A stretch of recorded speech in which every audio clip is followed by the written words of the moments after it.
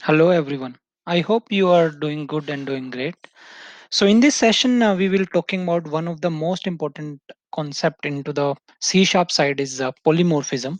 So, in this polymorphism, we will try to cover with the deep detail of the overloading concept, like operator overloading. So, we know that in the polymorphism, there's a two type of polymorphism, that compile time and the runtime. So, further they have the another division compile time have the function overloading and the or the operator overloading, and runtime have the virtual function. So coming on to the next slide. So first we will go through all the simple scenario, and step by step we will go into the complex scenario also.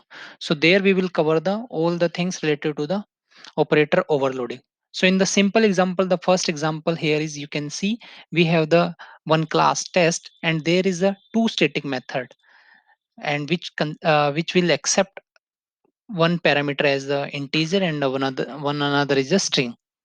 So in the main method, if you see, we are passing the string. So interviewer can ask this type of scenario along with in front of you, so you can think little bit and give the answer. Like, you can see we are passing the integer, so it definitely go to the integer side, so it will write this foo string y. So let's make this example little bit complicated. So the another example, we have the same two method, static method, and with the integer and the double as a parameter. And now we are passing as a integer number. So what will be the output here? So in this, the output will be a integer side, because it will directly go to the integer, because integer have the more preference over the double. So these are the simple case. Now the multiple parameter. So in the multiple parameter, you can see we increase this parameter into the same method. Like there's a three method which accept integer, integer double, and double integer. So what will be the output here? So if we are passing the 5 and 10, so what will be the output? So in that case, it will match with the exact integer. So you can see the first method here, this integer will be match here, x and y. So this will be the output our.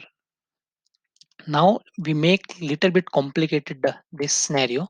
So if you see, we removed the this above method into the next example, and you can see we have the integer double and double integer, and again we are passing the two parameter as a 5 and 10 as a integer. So in that case, what will be the output?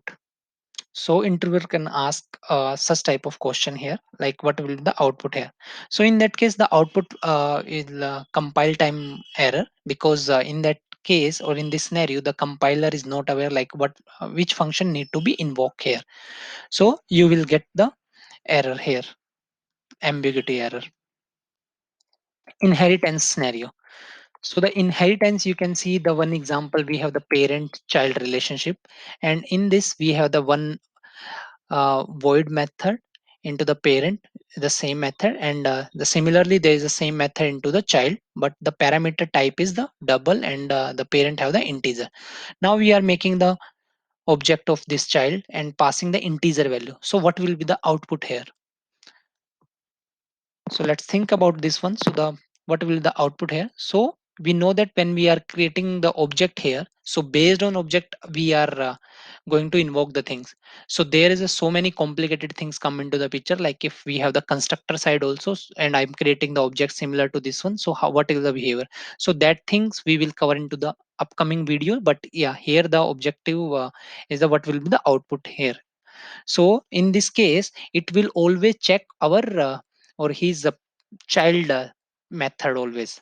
So you can see it will directly jump here and write the child dot foo double y. Let's make it little bit more complicated, like with the virtual and override things here. If you see the same example, now in the parent we have the virtual keyword, and we are overriding this method into the child class. So in that case, what will be the output? So we are creating the same type of object here. So in that case, the output, again it will call the this method, local method, because it like child class is always give the preference to the local method. If it is not find into the local method, then it will go with the override or the virtual side.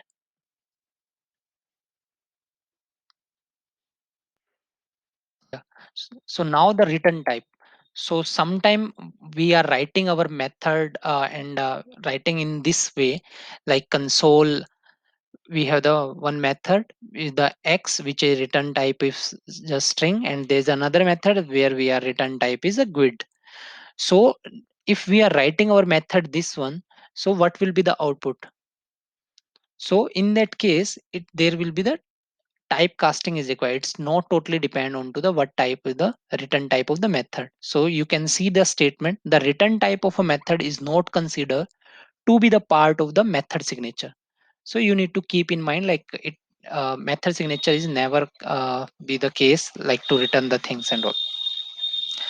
Yeah, coming on to the optional parameter. So these things are come into the picture in C Sharp 4.0. So in the optional parameter, you can see we have the integer x, but y as a optional parameter, and we are providing some default value. And similarly, we have the one another method which have only the single x. So in that case, we are passing 10 as integer. So what will be the output here? So we know that it will directly match to this method integer x. So it will be work for us. So make it little bit complicated here. So here, if you see, we have the two methods. So the both the method have the optional parameter integer x, y is the optional, and there is a y optional and z is optional parameter. So now we are making the function call with the same parameter of the integer like 10. So if you see here, the again the compiler will not take the decision like which method need to be invoked. So in that case, it will give the compile time error as the ambiguity. So yeah, so make it workable. So what we can do here is, if we go here and you can see we have the integer x, integer y as a optional parameter, and we have the double x. So again we are passing the integer value here. So here what will be the output? So the output will be here is this double x type of parameter going to be called here, because internally it will convert the integer to the double and go for the another round. Yeah, named argument, that is also the feature of C Sharp 4.0. So in the named argument, you can see we have the parameter integer x and similarly double y. So if you are passing the or calling the method with the y colon 10, so it will directly go to the this method, the second method. And if you are passing the a colon 10, so it will directly go to the first method. So by this one we can manage the our overloading things.